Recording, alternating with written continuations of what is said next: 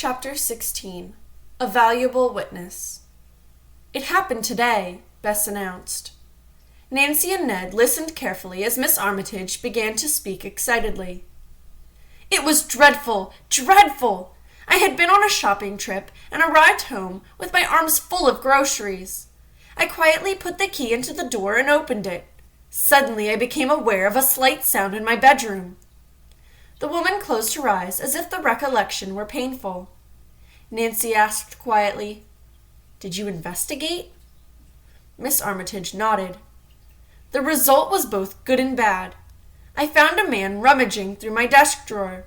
He was the homeliest human being I've ever seen. I couldn't even describe his face. It was grotesque. He looked like an animal." "Probably," Nancy suggested, "he was wearing a rubber mask." "Perhaps," the woman conceded.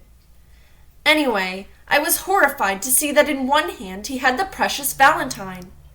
In the other, he held the pieces of the torn letter telling about the child's royal coach." "Then what happened?" Ned prompted her, as she paused. "The man turned and looked at me. I said, 'Put those down and get out of here!' All he did was glare at me for a few seconds. I had a sudden inspiration and threw all my packages at him hard." "Good for you!" George burst out. "He was taken off guard," the woman went on, "and I was able to grab the valentine and slip it under my pillow when he wasn't looking. Then I tried to get the letter. By this time he had recovered his wits. He knocked me down so hard I fainted." "How dreadful!" Nancy said. "While you were unconscious, did he take anything else?" Miss Armitage shook her head. "Fortunately, no. I had only a little money with me. It was in a pocket. More money and credit cards were safely locked up. I have a feeling that the man was not a regular burglar. Rather, that he had come to steal only the valentine and letter." "Then in some way he's connected with the secret of Mirror Bay," Nancy remarked. "I wonder if he's the person who burglarized our cabin." This possibility was discussed pro and con. Aunt Eloise told Miss Armitage they suspected the girl who resembled Nancy of being part of a gang. "We feel that she's working with two of them who live or work up on the mountain." Ned asked Miss Armitage if she had called the police. "Oh, yes! They came at once. I didn't want to tell them about the valentine or the stolen letter because I'm trying to keep that a secret. I just told them about the man in my house. They didn't know of anyone around here who has a grotesque face such as I described and suggested, as you did, Nancy, that he may have been wearing a mask." Aunt Eloise asked Miss Armitage if she would have dinner with them, but she declined. "I'm expecting some friends this evening," she smiled ruefully. "I'll really have something interesting to tell them." The caller stood up, and after warning everyone to be extremely careful, said goodbye. When she had gone, Nancy said, "I'm afraid that though Miss Armitage is trying to keep her mystery a secret, one or more persons besides us knows about it." "And I'm afraid you're right," Aunt Eloise added. They had an early dinner. Then Dave announced that he wanted to put the sailboat in tip-top shape. "I haven't been much help since someone in the woods knocked me out," he said. "Now it's my turn." Bess joined him. Just as they reached the dock, Yo arrived in his little motorboat. "Hi, everybody!" he shouted loudly. Nancy had a hunch the young man was bringing a message to her and hurried down the porch steps and along the dock. "I have news for you," he said. "I found out more about the water witch that was rented to Mr. and Mrs. Michael Welch. They've turned it in." "What?" Nancy exclaimed. "Nothing else?" The young detective was disappointed at Yo's negative reply. She had hoped to find out if Mrs. Welch was the girl who resembled her and if her husband was the mysterious green man in the woods. Aloud she said, "Thanks a lot for the information, Yo." She grinned at him. "You're really getting to be a detective. Well, keep up the good work. All clues are acceptable to Nancy Drew and Company." Yo laughed. By this time, Ned had joined Nancy on the dock.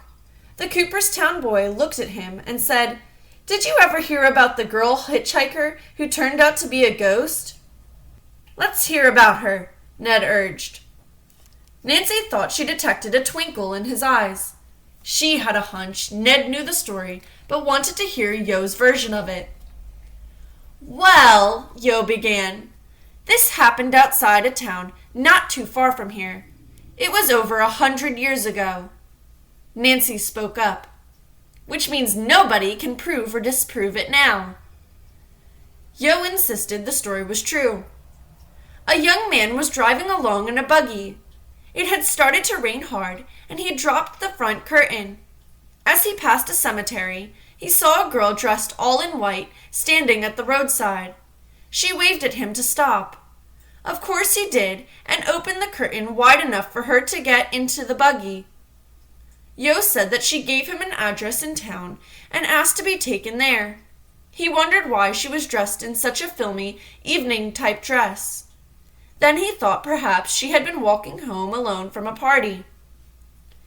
She did not say another word and asked no questions. When they reached the address, he stopped the horse, got out of the buggy, and helped her up the front steps of the house. He rang the bell, then turned around to see if his horse was all right.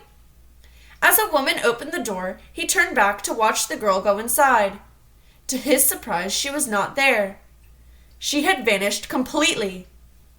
What a strange tale, Nancy remarked. Ned was trying hard to keep from grinning.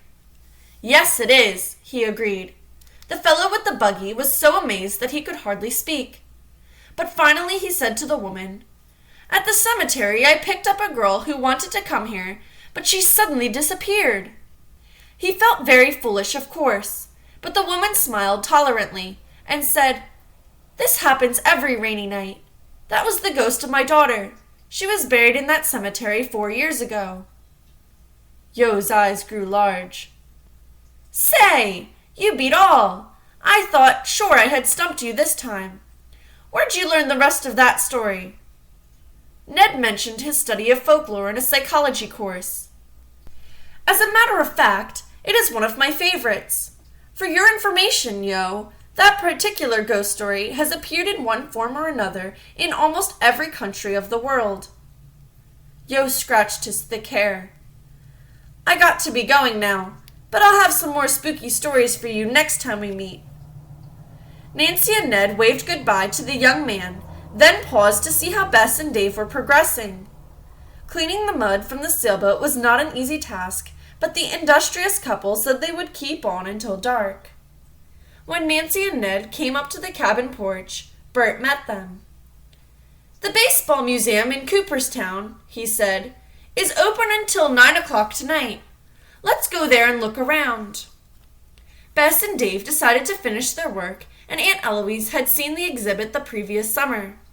Matt accompanied Bert and the other young people in Nancy's convertible. When they reached town, Ned, who was driving, parked the car along Main Street. The group crossed to the other side and entered the Baseball Hall of Fame. After they had looked at various plaques and busts of outstanding players, Bess remarked, I didn't realize there were this many famous men in one sport. They paused at the showcase containing Babe Ruth's uniform, and Ned remarked, I think he was the greatest of all time. Why? Matt asked. Because, Ned replied, he was equally good as a pitcher and a batter. The 5 sightseers walked along in silence for a while, reading the plaques and looking at the favorite bats of well-known hitters and famous balls that had won games. Matt told the others that the player he most admired was Lou Gehrig. What a record, he said.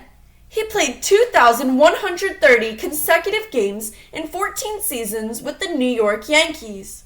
His lifetime batting average was .340. I believe he batted in 150 or more runs in 7 different seasons, Ned added. Nancy smiled. You'd never guess who I'm partial to. It's not because of his record, but something he said. A quotation from Leroy Satchel Paige. Don't look back. Something might be gaining on you. The others agreed this was great advice. not only in a baseball game, but also in life. Matt nodded. Too many people waste time trying to see who's behind them instead of advancing to the next base. When they finished their tour, it was nearly time for the museum to close. Matt and the young people left. As they were about to cross the street to her car, Nancy noticed a bus at the curb. The driver stood under a bright street light. "Look!" she exclaimed. "There's the man who drove the bus Aunt Eloise arrived in. Maybe that girl swindler has been on his route. I want to talk to him." She raced up the street.